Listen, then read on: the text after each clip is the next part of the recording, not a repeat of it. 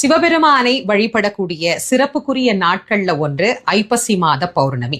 சிவபெருமானுக்கு எத்தனையோ அபிஷேகங்கள் செய்து நாம வழிபாடு பண்றோம். அவர் ஒரு அபிஷேக பிரியனும் கூட.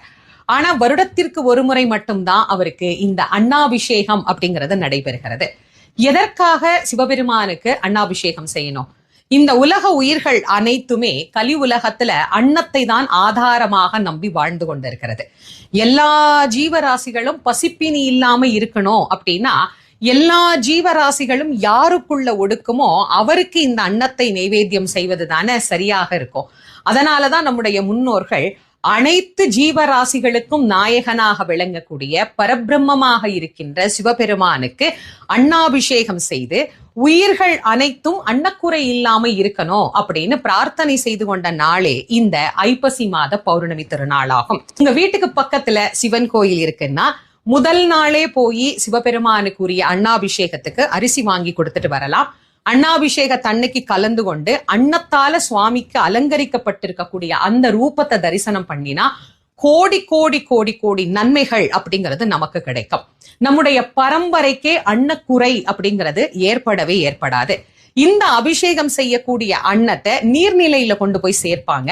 அது நீர்வாழ் பிராணிகளுக்கும் இறைவன் அளிக்கக்கூடிய ஆசீர்வாதம், சகல ஜீவராசிகளுக்கும் இறைவன் அளிக்கக்கூடிய அருளாகவும் அது அமைகிறது.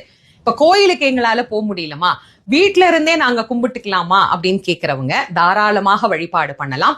வீட்டுல நீங்க லிங்கம் வச்சிருக்கிறீங்க அப்படின்னா நீங்களும் சிவபெருமானுக்கு செய்யக்கூடிய அபிஷேகம் எல்லாம் செஞ்சுட்டு நிறைவா அன்னத்தை பச்சரிசியில சாதம் வடிச்சு அதை ஆற வச்சு அந்த சாதத்தை சுவாமிக்கு அபிஷேகம் பண்ணி நல்லா அலங்காரம் பண்ணி தீப தூப ஆராதனை காட்டி சிவபுராணம் எல்லாம் பாராயணம் பண்ணி வழிபாடும் செய்து கொள்ளலாம்.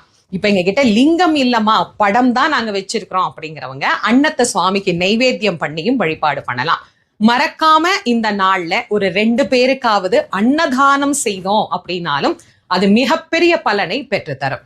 என்னைக்கு இது வருது அப்படின்னா 5ஆம் தேதி 11வது மாதம் 2025 அன்னாபிஷேகம் நமக்கு நடைபெற இருக்கு. வாய்ப்பு இருக்கிறவங்க கோயிலுக்கு போங்க, முடியாதவங்க வீட்டுல இருந்து கும்பிடுங்க. முடிஞ்ச வரைக்கும் 2 பேருக்காவது அன்னத்தை தானம் பண்ணுங்க. பரம்பரைக்கே அன்னக்குறை வரக்கூடாது அப்படின்னு எல்லாம் அல்ல சிவபெருமான நானும் பிரார்த்தனை பண்ணிக்கிறேன். சிவபெருமானை வழிபடக்கூடிய சிறப்புக்குரிய நாட்கள்ல ஒன்று ஐப்பசி மாத பௌர்ணமி. சிவபெருமானுக்கு எத்தனையோ அபிஷேகங்கள் செய்து நாம வழிபாடு பண்றோம். அவர் ஒரு அபிஷேக பிரியனும் கூட. ஆனா வருடத்திற்கு ஒரு முறை மட்டும்தான் அவருக்கு இந்த அன்னாபிஷேகம் அப்படிங்கிறது நடைபெறுகிறது. எதற்காக சிவபெருமானுக்கு அன்னாபிஷேகம் செய்யணும்?